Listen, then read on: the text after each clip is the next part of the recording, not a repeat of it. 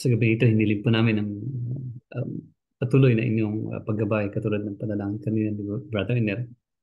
Um, Hinihiling namin na sa aming pang-araw-araw na pumumuhay kami mabago na inyong mga salita at naway ang pag-aaralan namin gabi ang isang mapagkukunan namin ng panibagong kalakasan sapagat sa inyong salita lamang kami maaaring magkaroon ng kalakasan at ng pagbabago, Ama. May your spirit work in us through your word. May your spirit continue to sanctify us and regenerate us every day, Lord, through your word. We pray in Jesus' name. Amen. Okay, so anuhin lang natin yung background ng Corinthians. Mahalaga maunawaan natin muna yung 2 Corinthians para na sa gayon yung background, yung background niya, ano yung kasaysayan niya bago na isulat yung 2 Corinthians para makita natin yung kahalagahan at yung relevance sa atin ng 2 Corinthians.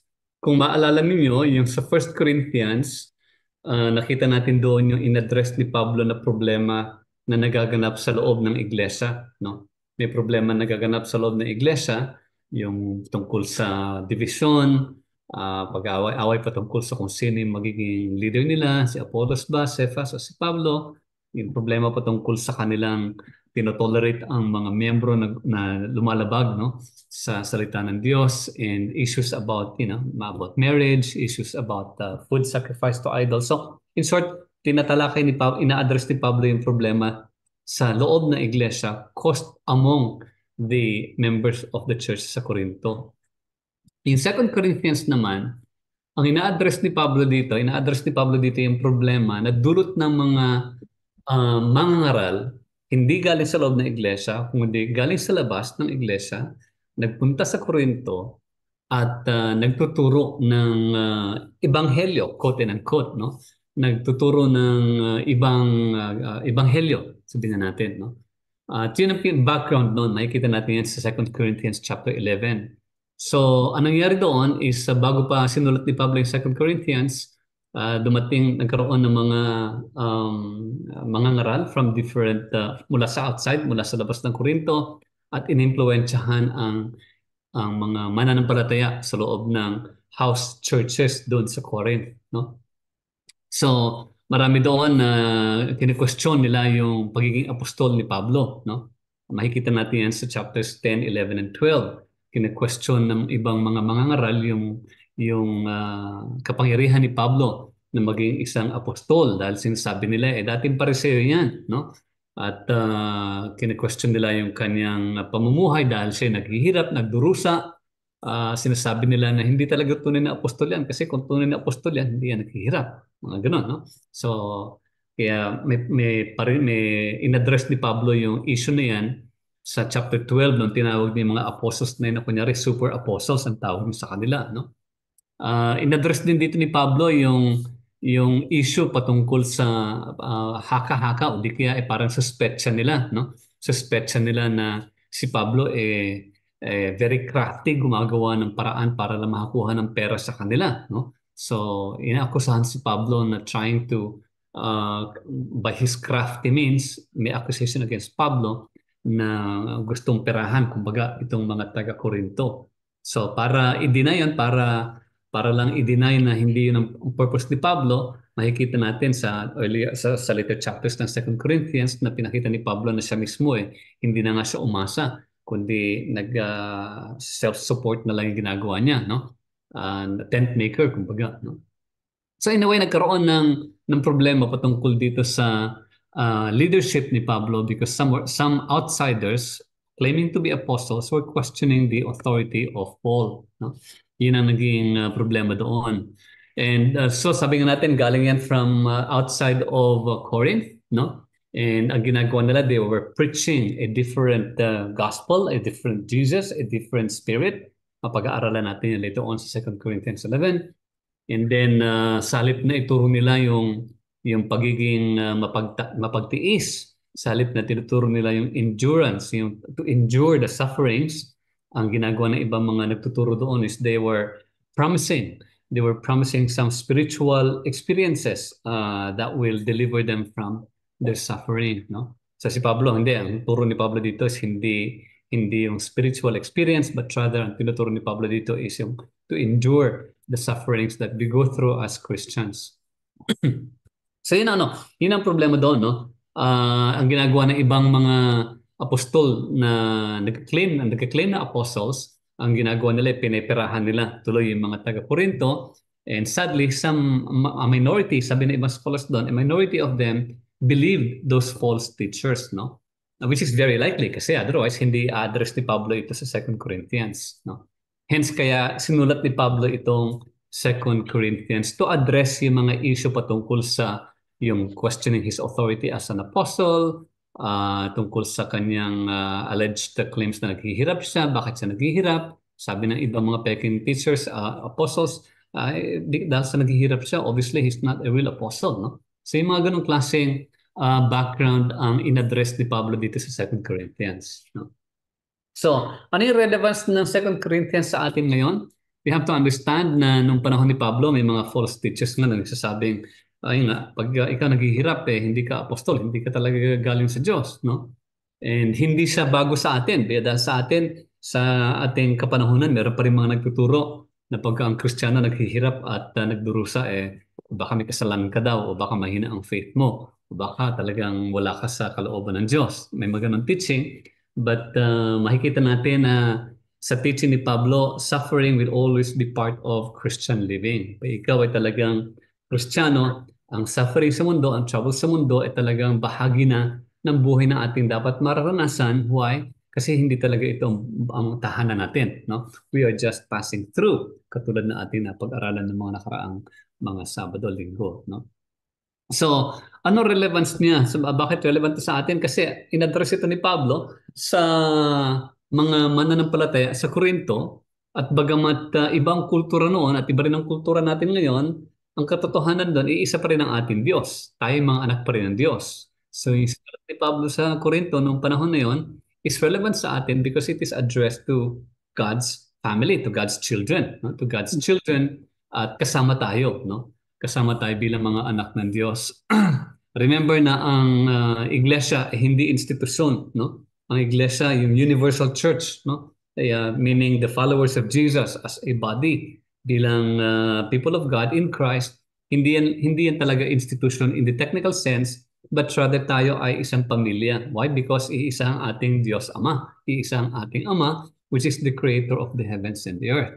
Kaya kung maalala niyo yung sinabi ng Panginoon Jesus sa Matthew 19, even sa Mark, no? Binanggit din ni Panginoong Jesus doon, yung sabi niya na everyone who has left houses or brothers or sisters or father or mother or wife or children or fields for my sake will receive 100 times as much, no? Dadami pa kung iniwan mo yung pamilya mo for the sake of Jesus Christ. Wag ka mag-alala, you will inherit, you will receive 100 times more. Why? Kasi dadami magiging kapatid mo sa Panginoong Jesus because you become part of a larger family, which is the family of God, where we only have one Father, and that is the Father of our Lord Jesus. So, eventually, very relevant pa rin siya dahil nga ina-address dito ni Pablo yung issues sa tamang ebanghelyo, the gospel that is in Christ Jesus, at kung ano dapat na maging buhay ng isang na kay Kristo Jesus, no? Pinaliwanag din ni Pablo dyan na bilang mga na kay Kristo Jesus, iisa na lang ang katawan, no? There is just one body, there is just one spirit. Makikita natin yan sa Ephesians chapter 4. If you remember, study natin sa 1 Corinthians chapter 8, sinabi din doon na there is but one God.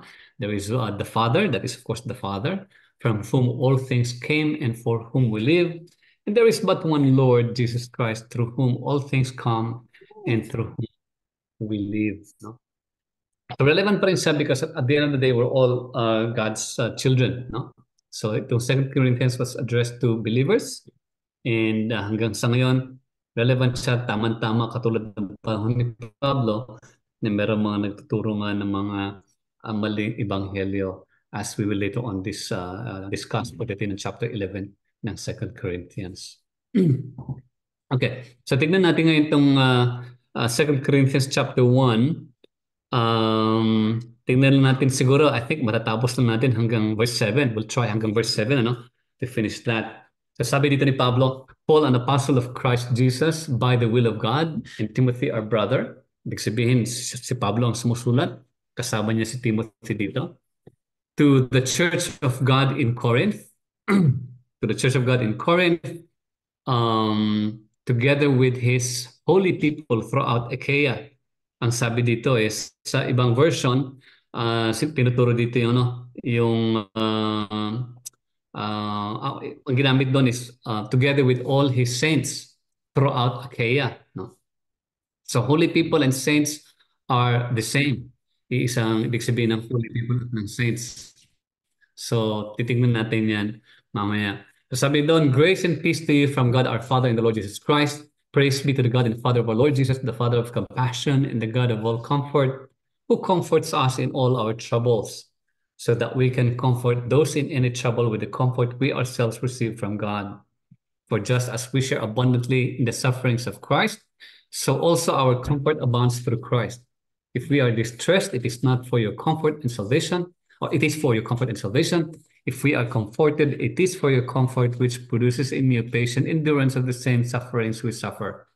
And our hope for you is firm, because we know that just as you share in the sufferings, so also you share in our comfort. Okay.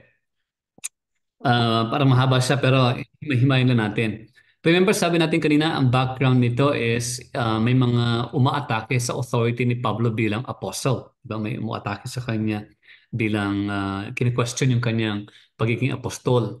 Kaya sa verse 1 pala, makikita mo doon kanyang binigyan diin na sabi niya, si Pablo ako, siya yung sumusulat an apostle of Christ Jesus by the will of God. Now, yung phrase na by the will of God is very important. Bakit?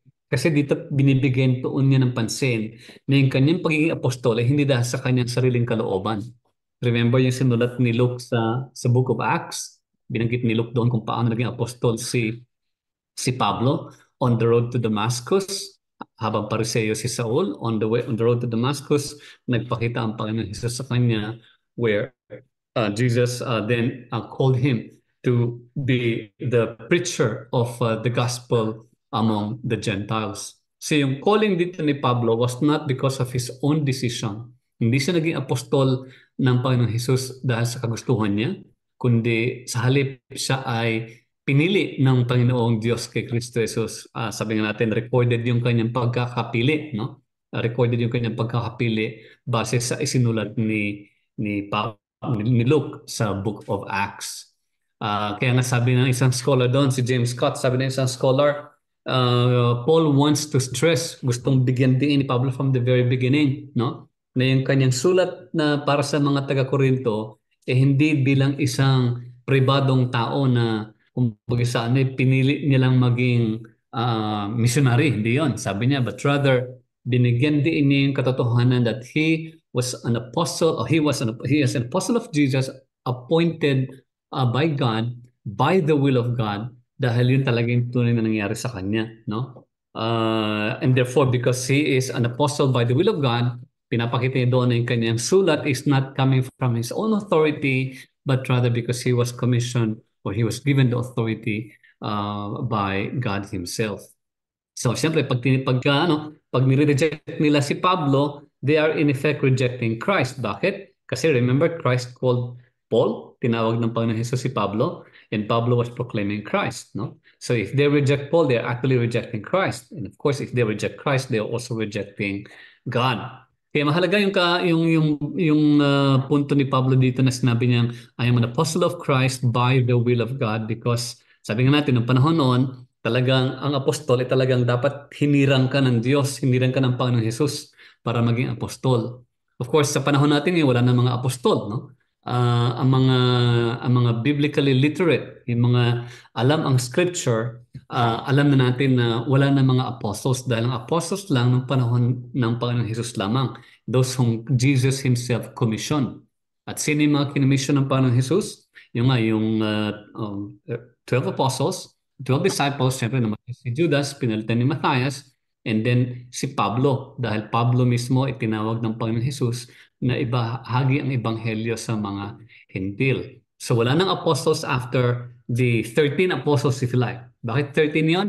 Yung ngayon 12 kasama si Matthias, pang 12 at si Pablo, no? So yung mga apostles na yun, sila yung nag-proclaim ng ebanghelyo ng Panginoong Hesus, no? At wala nang apostol ngayon dahil nga sabi natin nung panahon lang yan ng first century church. Kaya kung halimbawang may napuntahan kayo isang iglesia at may nagsabi doon na yung kanilang mga ngarali, isang apostol ng Diyos, medyo magdadalawang isip ka, biblical ba yung kanilang tinuturo? Dahil sabihin natin ang apostles ay nung panahon lamang ng 12 apostles at nung panahon ni Pablo. Katotohanan ng mga apostol is sila yung nagpahayag ng ebanghelyo, no? Bagamat sinasabi natin na the church's foundation is Jesus Christ, kinakailangan maunawaan natin na yes, totoo yun. The foundation of the church is Jesus Christ, pero it was the apostles who proclaimed Jesus to all the world, no? The apostles were in effect the ambassadors of Christ. Kumbaga, the apostles were the representatives of Jesus because the teachings of the apostles were about the gospel of Jesus Christ. Jesus being the Son of God, being the Christ, being the Messiah, who came to fulfill the promise in the Old Testament, to fulfill the promise of redemption for God's people, no? By which yung redemption na yun occurred through His crucifixion and through His resurrection. So makikita mo dito na talagang yung apostles, sila yung foundation, no? Sila yung pinakapangunahing nagpahayag ng ebanghelyo ng Panginoon Jesus. Don't get me wrong, ha? Jesus is the very foundation of the church. Sabi nga ni Jesus kay Matthew, on this rock, meaning on the truth that Jesus is the Messiah, on this rock I will build my church. Jesus is the builder. Jesus is the foundation. But it was the apostles who proclaimed, meaning Jesus used the apostles to proclaim the kingdom of God in Christ Jesus. It was the apostles who proclaimed it. Why? Because Jesus instructed them to go to all the nations, make disciples of all nations, no? Sila yung inutusan na ipahayag ng ebanghelyo.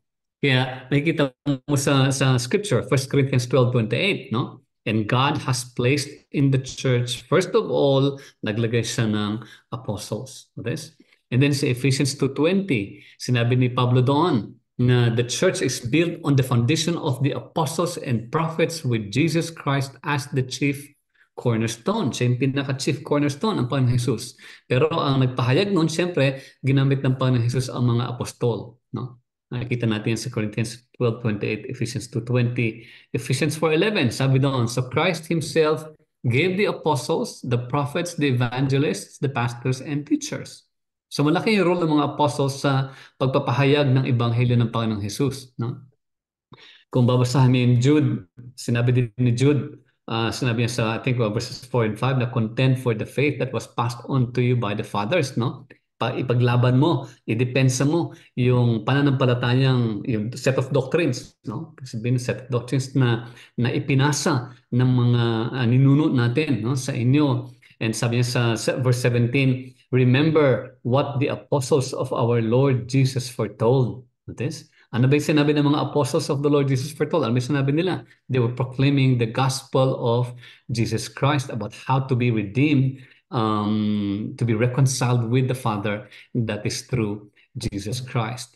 So maliwanag, it was the apostles who made the continuation. Sila nagpalaganap ng ebanghelyo dahil sila yung inutusan ng Panginoong Jesus, sila yung ginamit ng Diyos upang ipahayag ang ebanghelyo sa bawat sulok ng mundo. Hence, we have the universal church, mga grupo ng mga mananampalataya na bahagi ng kaharian o the kingdom of God o ng pamilya ng Panginoon.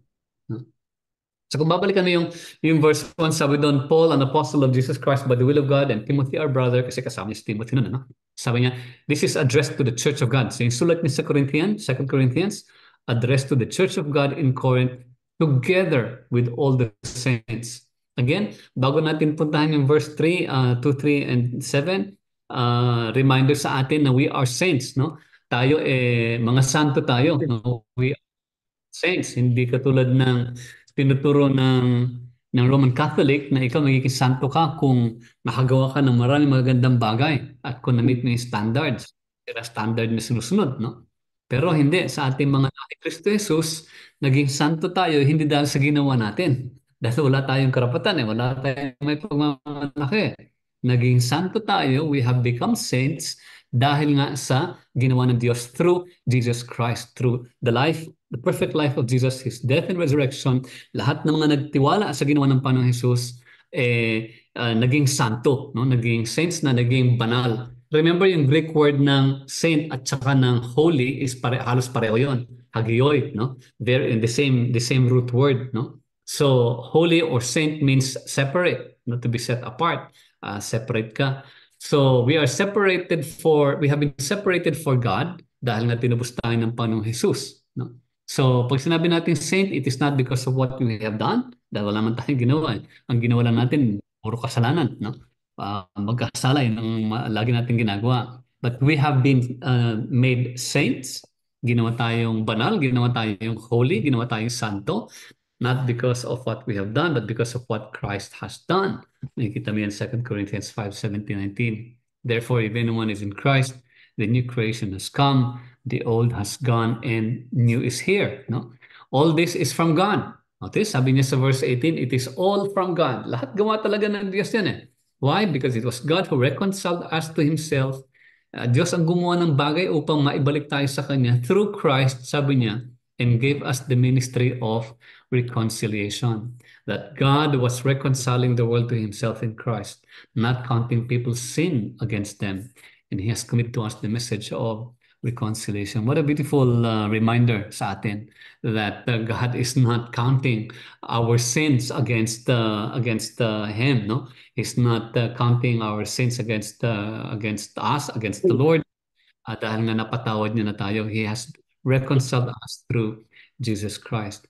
2 Corinthians 3:18, no? And we all, no, who with unveiled faces, tayo mga wala nang takip sa mukha, contemplate the Lord's glory, tayo binabago, na binabago tayo. We are being transformed into His image with ever-increasing glory, which comes from the Lord who is the Spirit. Again, katotohanan na ang Diyos ang kumikilos sa buhay natin, no? Hindi dahil sa ating sariling so-called good works, kundi dahil sa kilos ng Diyos, kaya tayo naging santo, no? Kaya tayo naging banal dahil sa ginawa ng Panginoon Jesus.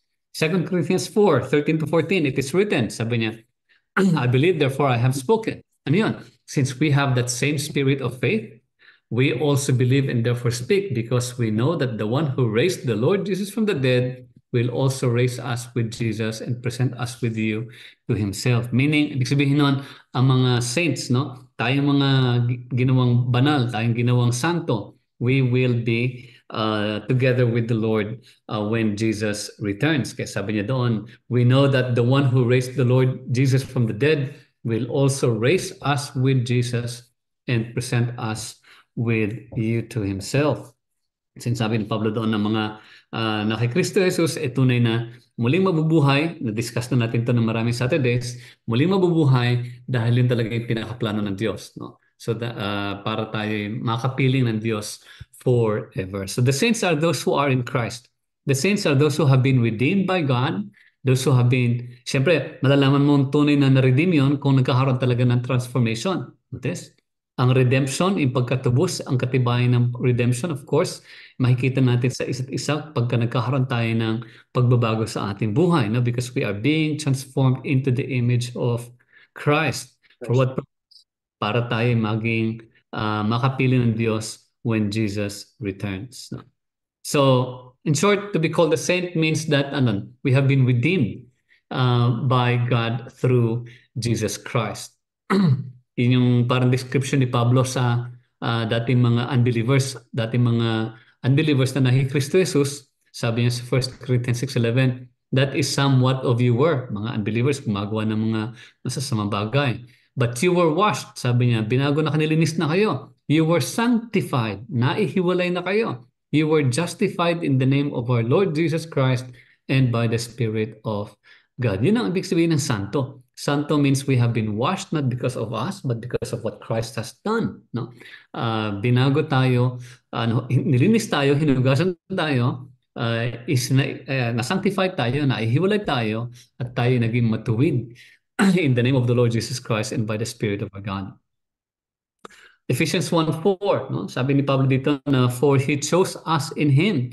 Pinili tayo ng Diyos bago pa man malikha ang sanlibutan para tayo ay maging banal, maihiwalay, banal, holy and blameless in His sight. Again, paano tayo naging holy and blameless? Naging blameless tayo because of what Jesus did, hindi dahil sa ginawa natin. Our being blameless is not because of our deeds, because we have nothing to boast. Our being blameless, our being holy and blameless in the sight of God is because of what Jesus has done. He is our righteousness. Kaya na sinasabi natin, not I, sabi ng isang awitin, yet not I, but Christ in me.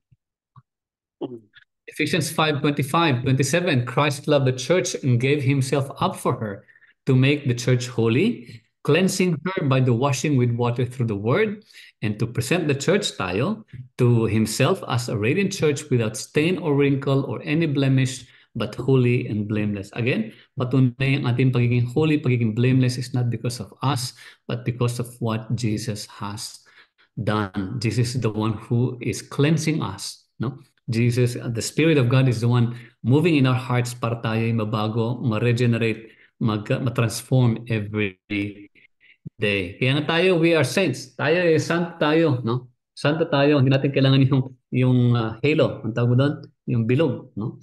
Hindi natin kailangan ng conferral ng anumang iglesia. Hindi natin kailangan ng approval from the Roman Church na maging santo because Scripture says that we are actually saints. Why? Because of what God has done. Tayo tinubos. Tayo ay ginawang malinis. Dahil sa grasya ng Diyos, tinubos tayo sa pamamagitan ni Kristo Jesus. Makikita mo, maraming passages sa Scripture, no? Naka-flash sa screen ninyo. Maraming passages sa Scripture that indeed tayo is, we have been called saints, no? We have been called saints.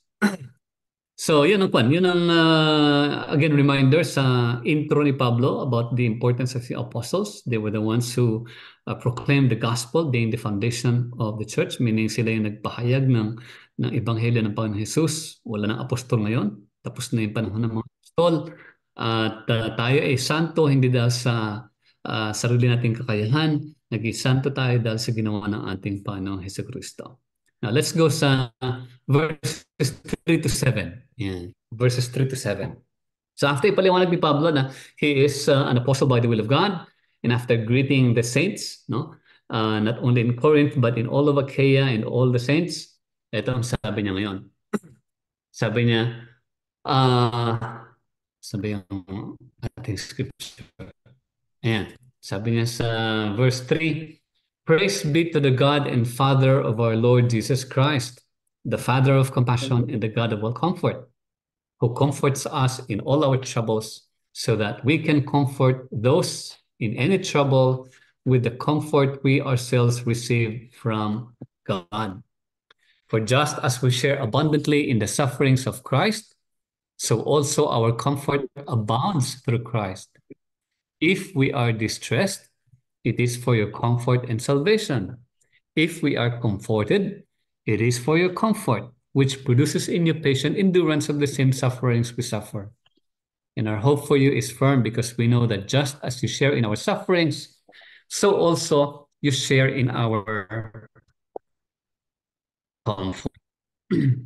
So makikita mo rin sa verse 3 na pinuri ni Pablo ang Panginoon Diyos bilang, sabi niya, the God of all comfort. No? Pinapoint niya dito na our Father in heaven is a God of compassion and the God of all comfort. But we have to understand na pag sinabi ni Pablo doon na he is being comforted, hindi nangangahulugan doon yung subjective feeling, no? Subjective feeling na, oo nga, merong comfort sa Tagalog. Comfort is yung yung feeling of relief. Yan. Hindi Tagalog. May feeling relief. Diba? Nakabas Tagalog yun. Basta may feeling of relief. Diba? So, yung feeling of relief o yung feeling of comfort, hindi siya subjective. No? Hindi subjective yung tintukin ni Pablo dito. as we will see later on. But rather, pag sinabi niyang comfort, ang pinapoint out ni Pablo dito is yung meron tayong um, kapayapaan, kapayapaan sa kabila ng pinagdadaanan mong paghihirap dahil alam mo na ang Diyos may kakayahan na tulungan tayo at ito'y lilipas din, mapagtatagumpayan din natin ito. No? So yun ang hindi yung subjective feeling na may emotion, may emotional feeling. Hindi lang yun. No? But rather it is knowing that God who was able to raise Christ from the dead, who was able to uh, bring to pass yung redemption ng kanyang mga tauhan, knowing that yung redemption natin is naganap na, nangyari na, meron tayong kapayapaan, we have comfort na yung suffering natin dito is nothing compared to what we will soon experience. No? Makikita natin dito ngayon sa succeeding passages. Ang point dito ni Pablo is nga, yung comfort is not just a subjective feeling of relief, no, but rather knowing that God is our refuge, no, and the strength, no, sa kahit anong sitwasyon pa, no. Of course, babalik kami sa Psalm 46:1, no. He is our present, ever-present help in trouble, no. God is our refuge and strength. Kung babalik kami rin yung Psalm 23, di ba, yung sa God, the Lord is my shepherd, reminder din na kahit na dumaan tayo sa pinaka-darkest valley of the shadow of death, hindi tayo matatakot, di ba? I will fear no evil. Why? Because we know that God is with us, di ba? Sabi ni David on, for you are with me, no? Your rod and your staff, yun yung kanyang ginagamit na panggabay. They comfort me, no? So yun ang kwan, yun ang sinasabing state of peace in the midst of adversity. Dahil merong tayong kumpiyansa na ang Diyos ang siyang nag-deliver sa atin, nag-redeem sa atin, tinubos tayo, knowing that God Himself will make His plan come to pass. No? Indeed, hindi lang sa emotional feeling. Kaya sa bawat binabanggit ni Pablo na comfort doon is not yung emotional subjective feeling, but rather yung katotohanan that God who raised Jesus also from the dead will also be able to deliver us. No? Not necessarily taking you out from your suffering, dahil we have to go through suffering. Napag-aralan natin sa Hebrews na Christians do suffer because if our Master, if our Lord suffered in this world, we too will suffer. Sabi nga sa ating study sa Hebrews, and even sinabi ng Panginoon Jesus sa Gospel, no? If the world hated me, the world will hate you more, no? In this world, you will have tribulations, sabi ng Panginoon Jesus, no? Talaga there will be suffering. The point is yung endurance. Matututo tayong magtiis. Mapagtatsagaan natin yan, we will endure because we know for a fact that God is able to deliver us. If not sa mundong ito, at least when the time comes that we will be with the Lord forever. So, ang point is this. Emotional comfort does not come from within. Okay, the emotional comfort that we should experience should not come from within, but it comes from knowing, knowledge, no? Knowing that God is able to, God is faithful. God is faithful, and God will bring to pass His plan for His people. Kaya nga important maganda i-remind tayo ng Philippians 1:6, di ba? Na He is faithful, no? Who has called you, He will bring it to completion. He will bring it to pass. No? So, when sinabi ni Pablo doon sa verse 3, na the Father of our Lord Jesus Christ, the Father of compassion, and the God of all comfort, who comforts us in all our troubles, so that we can comfort those in any trouble with the comfort we ourselves receive from God. He's not talking about the emotional comfort that Paul has experienced, but rather yung knowledge, knowing that God is able to deliver them. Bakit natin nasasabi yon? Sa verse 5, sinabi niya doon, for just as we share abundantly in the sufferings of Christ. Pinag-out niya dito yung suffering ng Panginoon Jesus. Nasabi niya, kami nagdurusa, sabi niya, we share abundantly in the sufferings of Christ. Our comfort also abounds through Christ. Kasi alam niya na Christ resurrected from the grave. Yun ang naging last topic niya sa chapter 15 no? Ng 1 Corinthians. So yung knowing, yung knowledge, yung kaalaman na na God is able to deliver them, no? Meron siyang comfort sa katotohanan yun. So again, sabi nga natin, comfort is not an emotional experience, but it's more of the knowledge. May kaalaman tayo na God will be able to bring His plan to pass sa buhay natin. It will happen. It will come to pass. He is faithful. He is good. He is able to deliver us. No? Not necessarily sa sitwasyon natin ngayon, but in the future, we know that God will restore us. Hindi lang spirit, but body and soul. No? Yung regenerated body and soul, we will be with Him. No? So, uh, Paul is saying here na yung ability niya to comfort is not because of his emotional experience, but because of his knowledge of what God can do, because God is faithful. God has made a commitment, and therefore his ability to comfort is based on the fact that he experienced the comfort from God when he saw Christ mismo, no? Na napagtagumpayan ang kamatayan. Remember sa Corinthians 15, sabi niya that the Lord appeared to me as well, no? Signifying that the Lord Jesus has indeed defeated sin and death. So yung katapatan ng Diyos, God's faithfulness enables Paul na i-encourage ang iba, no? Based on the assurance that God is faithful and God will also deliver. Makikita natin later on, pinoint out din ni Pablo yung God who has raised Christ from the dead, no? Lagi niyang binabalikan yung katotohanan na yun. Kasi yun ang pinaka-central ng gospel natin eh. The resurrection of Jesus from the dead, no? For this reason, tinawag niya na God is the God of all comfort, and therefore He is to be praised, no? He is to be praised. In trouble, and of course, in trouble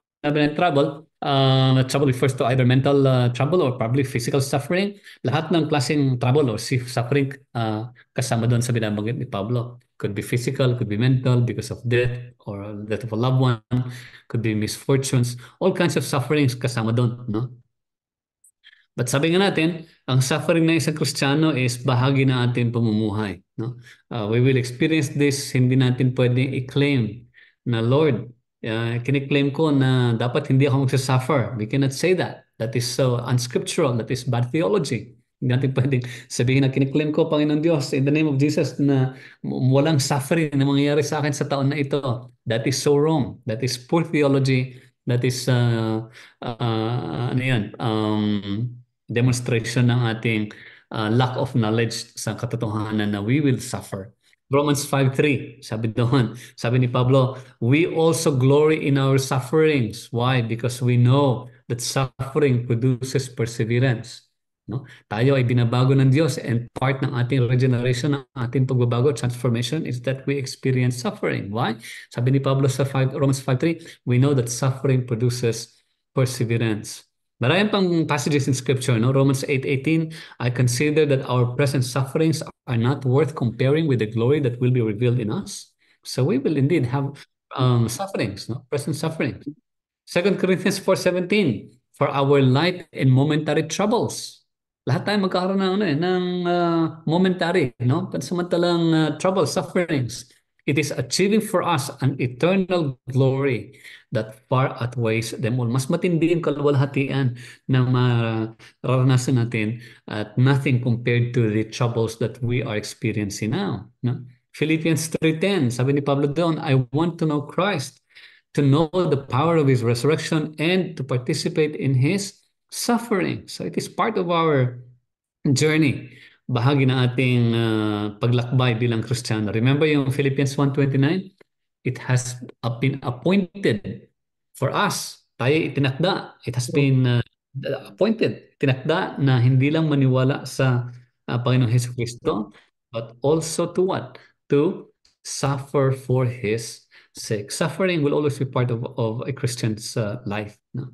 Kaya hindi natin dapat sinusuportahan yung napapakinggan natin panalangin sa ibang gathering na sinasabing, Lord, I'm claiming in Jesus' name that sa kaarawan ni ganito, sa kanyang darating na kaarawan for the next year, there will be no suffering, there will be no No, that's so wrong. That's bad theology. Suffering sa harip ay panalangin natin sa kanyang pagdadaan ng suffering.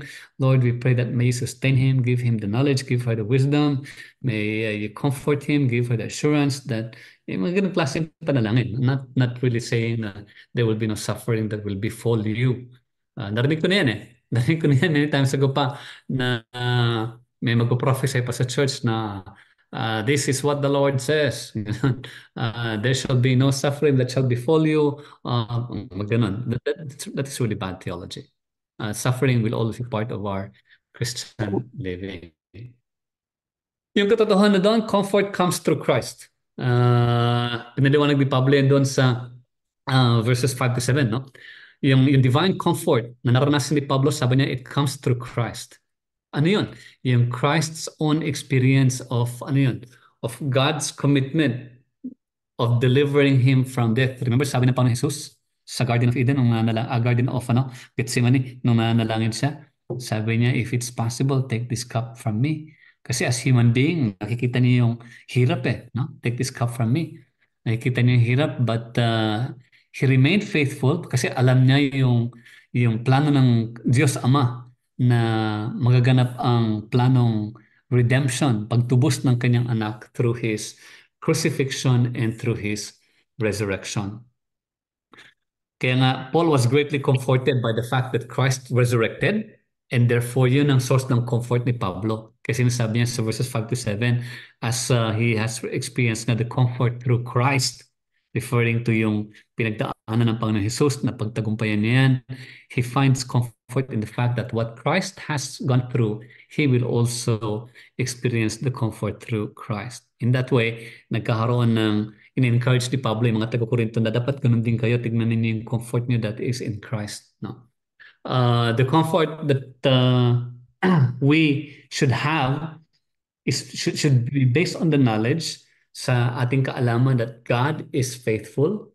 He has made a commitment sa kanyang mga anak, sa kanyang mga tauhan.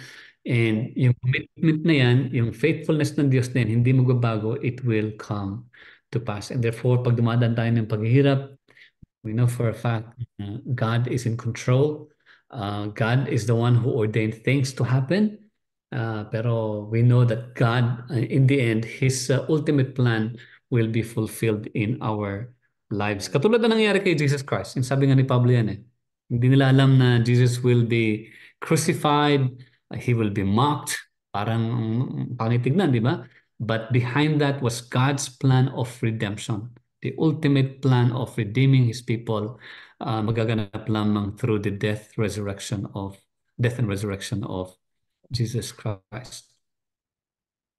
So, yung comfort na hindi sinasabi ni Pablo dito na i-comfort ko kayo at pag ako naghihirap, i-comfort rin ako. Hindi yung dito ni Pablo, no? He's merely saying that by his sufferings, which he identifies to be suffering in Christ, no? Pinapoint out niya doon na Christ is the source of comfort. Oops, nako. Christ is the source of all comfort, no? Christ is the source of all comfort, and therefore, just as Christ suffered on the cross, yet he was raised from the dead, sinasabi ni Pablo na God will also work in God's in God's people, no? God will also work in His people's lives, no? Sa Tagalog yan.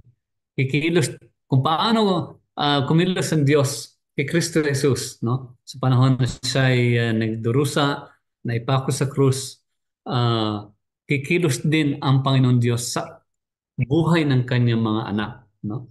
Kaya nga very comforting in Philippians 1:6. He who began a good work in you, no? He will bring it to completion on the day of Jesus Christ. Pagdating ng Panginoon Jesus, then tayo na kinilusan ng Diyos, magaganap yung buong plano ng Diyos of being with Him, having a new body and having eternal life. No? Tanong, ano magiging aral na makukuha natin sa sinasabi ni Pablong na comfort ako ng Diyos through Christ? Dapat kayo, nako-comfort din kayo.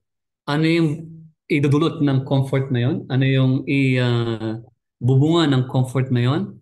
It will teach us or it will produce endurance. Sabi ni Pablo dito na if we are distressed, it is for your comfort and salvation. If we are comforted, it is for your comfort, which produces, pag tayo may sapat na kaalaman ng ating source of comfort, it will produce in us endurance, no? That is the way by which we face our sufferings. Of course, humingi tayo ng wisdom. Humingi tayo ng wisdom from God on how to deal with it. But more importantly, ang hinihingi natin is, Lord, may you give me, not only the wisdom, but may you give me the mental, the emotional, the physical strength to go through this suffering. No? And then have that understanding, yung pag-unawa that Christ endured the sufferings.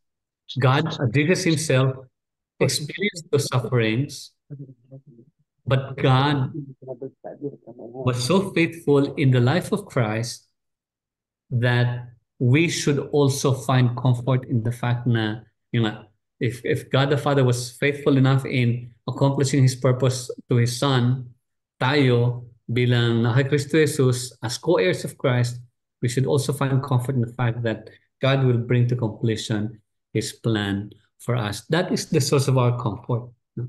Hindi yung comfort na emotional experience lang, but yung understanding that God is in control of the things that are going around in this world.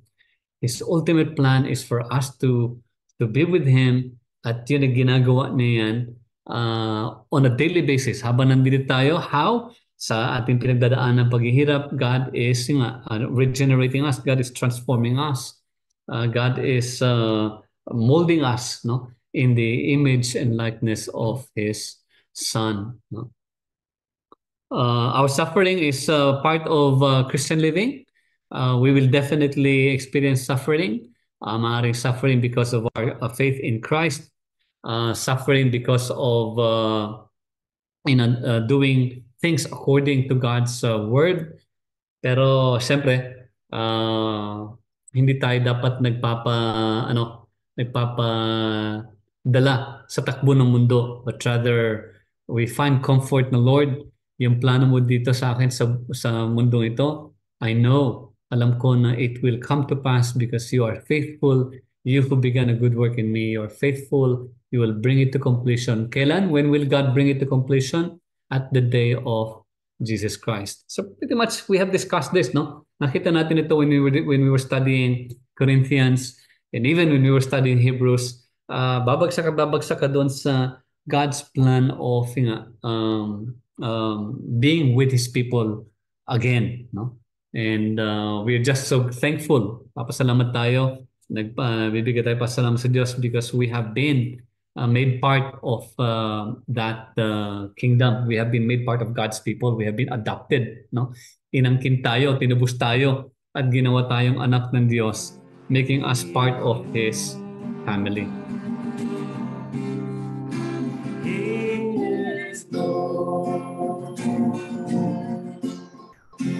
He has risen from the dead, and He is Lord.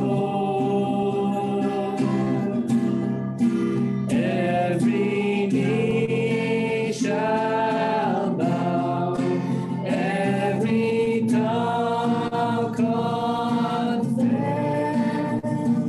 that Jesus Christ